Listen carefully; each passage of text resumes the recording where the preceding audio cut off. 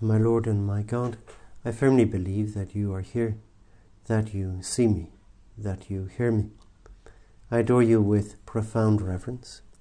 I ask you for pardon of my sins and grace to make this time of prayer fruitful. My Mother Immaculate, Saint Joseph, my Father and Lord, my guardian angel, intercede for me. Here's a little question to begin our meditation this morning. Who is the happiest person who ever lived? We might think of people who have been immensely successful, or powerful, or beautiful. Julius Caesar, Cleopatra, or nowadays hugely successful actors and actresses who are so wealthy and so attractive. Dwayne Johnson, Scarlett Johansson. The question there that we should be asking is, what is it that makes a person happy? This is the $1,000,000 question. Is it beauty, wealth, fame, popularity? We see that people struggle so hard to get these things. You and I might not be an exception. We think, once I'm popular or beautiful or wealthy or famous, I will be happy. Or we imagine I would be in bliss sailing around the Caribbean in a 60-foot yacht. That would be the ultimate happiness.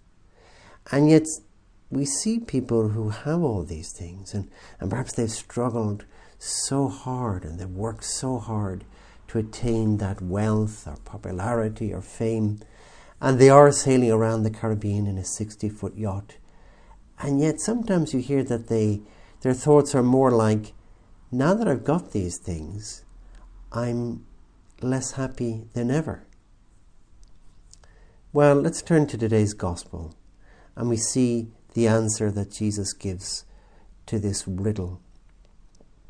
Then turning to his disciples, he spoke to them in private. Happy the eyes that see what you see, for I tell you that many prophets and kings wanted to see what you see and never saw it, to hear what you hear and never heard it. Happy the eyes. Jesus, of course, is not talking about eyes. The eyes represent the whole person. You are happy. You are happy when you see what you see, Jesus is saying, because you see me, because you hear me. Because Jesus is telling us, of course, that he is what brings happiness. To hear him, to see him, to be with him is the source of happiness for every last human being on earth. And that is why the prophets who knew the Messiah was coming, their greatest desire was just to see Jesus.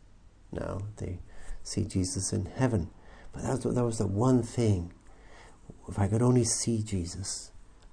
And so, of course, the happiest person who ever lived has to be Our Lady, the Blessed Virgin Mary. We think of her now that Advent has begun, and we are in this novena to the Immaculate Conception, which providentially falls at the beginning of Advent.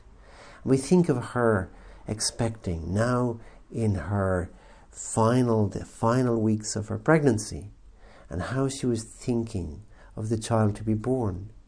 We can imagine every moment, every waking moment of Our Lady's life these days is thinking about Jesus who was to be born. She thinks about him all the time. And that alone is enough to cause her huge joy.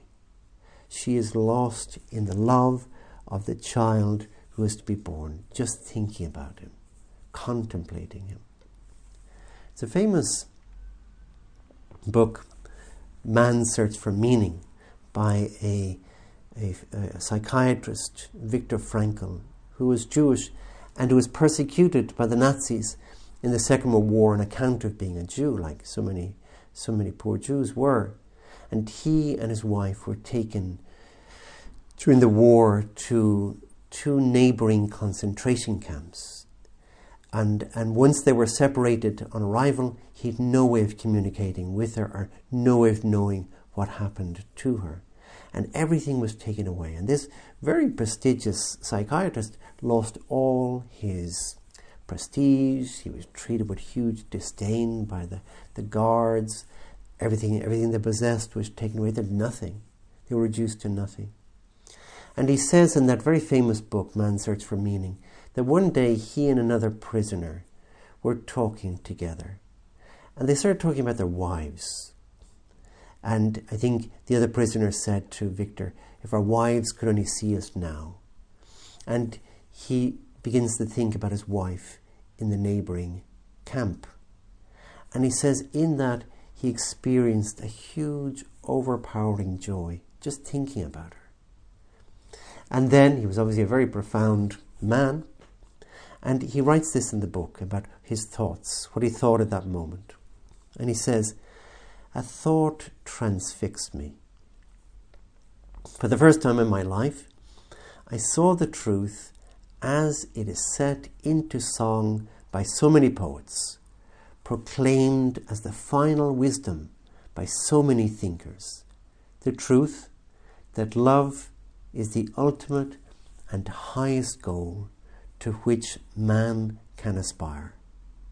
It's so profound.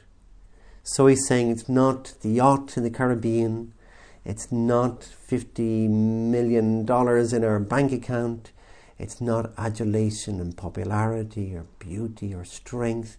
These things are very small goals, really. The highest goal, the ultimate goal, is love. That's the highest thing we can aspire to. The greatest thing we can aspire to. Love. To love and to be loved. But primarily, in the very first place, to love.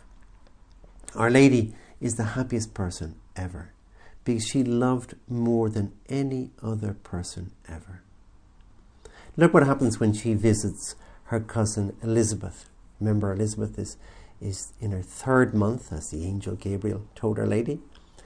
3rd month of pregnancy, and once Our Lady arrives there to the little town of Ain Karim to help her, essentially, Elizabeth cries out with joy and says, for as soon as I heard the sound of your greeting, the child in my womb leaped for joy.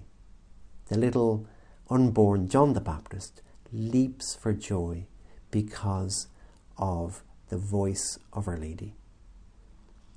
Because the voice of Our Lady brings with it the presence of Christ. So Our Lady communicates through her voice. She communicates this wonderful joy that she has. She communicates it certainly to Elizabeth, who's overjoyed, but even to her unborn child, who leaps for joy. Why? Because Our Lady is so joyful. Why? Because she's full of love. And so a lesson here is, again, it's something that Frankl actually says in that book. He says, he realizes happiness is not something you get, that you aim at to make it a target. And the more you do that, the more you miss it, he says. Happiness is an effect, an unintended side effect of what he says, of one's personal dedication to a cause greater than oneself. So it doesn't come. The more we say, I must be happy, I have to get this money, I have to get this popularity, I have to get for happiness. You can be assured of one thing, you're not going to be happy. However, you say, I must dedicate myself to this great cause, a spouse to his or her wife or husband and family, a priest to his vocation, any person to the vocation that God has given us. This will cause us happiness, as like an unintended side effect. Jesus, you want me to be so happy here on earth and then for eternity in heaven. But you know that my happiness comes from loving you, of dedicating myself to you, and because I love you and I dedicate myself to you, that I love and dedicate myself, as Our Lady does, to others. Let's ask Our Lady in this novena to the Immaculate Conception, intercede for us, that we will dedicate ourselves to Christ, and to one another, and so, as an unintended side effect, discover this joy, a joy that the world cannot give. I give you thanks, my God, for the good resolutions, affections, and inspirations you have communicated to me in this meditation. I ask you for help to put them into effect. My Mother Immaculate, Saint Joseph, my Father and Lord, my guardian angel, intercede for me.